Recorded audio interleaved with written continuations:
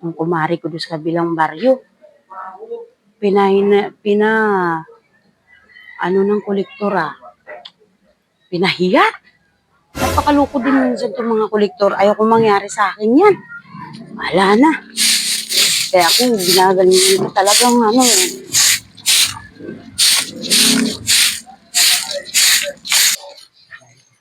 Uy, ayun yung sisingiling ko. Natsempuhan ko din. Huwag ka na tumakbo. Uy, huwag ka na tumakbo. Ano, tatakasan mo pa ako?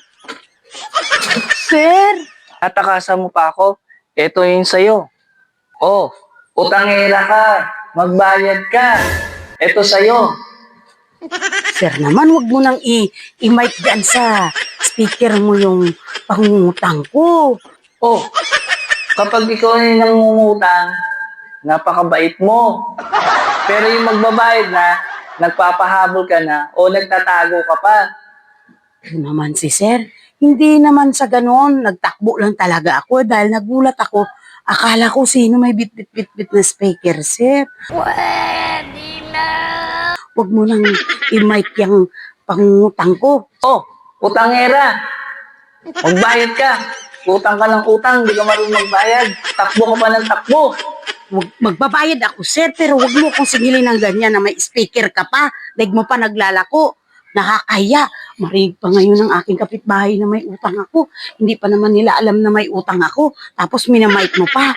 Utangera. Magbayad ka. Oo, Pinapagod mo pa ako. Oo, magbabayad ako, Sir. Huwag ka na magmamic. Nagmamic ka pa, pinapahiya mo ko. Diyos ko, narinig na nata ng mga kapitbahay ko na may utang ako. Hindi ko pa naman pinapaalam, Sir. Magbabayad naman ako, Sir, eh. Maigi pa marinig. Pinapahabol mo ako. Pinapahirapan mo pa ako. Natakbo Sir, ka pa. hindi ko naman tinatakasan yan, Sir. Magbabayad ako ng utang. Ito na nga, nakaready na nga pambayad ko, eh. Hindi. Magbayad ka. Yung dating mangungutang ka, para kang higad. Nadikit ng dikit. Huwag ka na, Sir, magsalita. Sir, magbabayad naman ako. Ito na, babayaran ko na sa 50 pesos. Ipapahiya mo ko sa araw-araw ko ng pagbabayad ng 50 pesos. Ipapahiya mo ko, may speaker ka pang dala. Ito naman, nagbabayad lang naman ako araw-araw, ah. Hindi naman ako napalya. Ano? Araw-araw ka nagbabayad? Sa isang buwan? 3 beses ka nga nagbabayad. Pahirapan ka pa. Hinahanap ka pa. Diyos ko po. Ayan na, may bayad na ako. Akala mo, 3 beses lang ba ako nagbayad ng isang buwan? O sige na, Sir.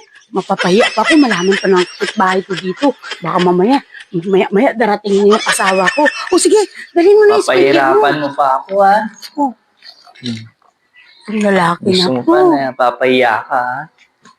Ang loko ng lalaki na to. Ang hirap kausap. Sa halagang 50, papahiya niya ako.